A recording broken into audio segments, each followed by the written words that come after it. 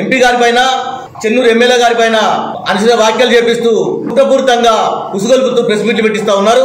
మరి ఖబర్దార్ press meet పెట్టే నాయకులారా, అసలు మీరు అడగవలసింది ఏంటి?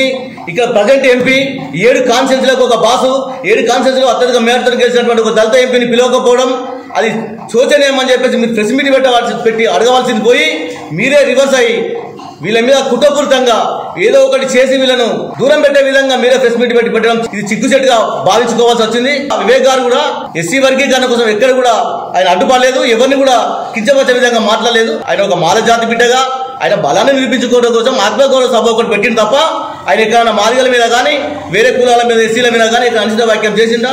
ఎస్సీ వర్గీకరణ చేస్తే మాకు జనాభా ప్రాతిపదికన రిజర్వేషన్ పెంచాలి. ఇప్పుడు రాష్ట్రంలో 15% నడుస్తుంది, 20% కావాలని అడిగిండు. అది తప్పే ఉంది అందులో. మీరు కావాలని ఎమ్మెల్యే గారి మీద మీరు అనుచిత వ్యాఖ్యలు చేయడం సరైనది కాదు. మేము తీవ్రంగా ఖండిస్తా ఉన్నాం. పరిణామాలు చాలా డేంజర్ ఉంటుంది.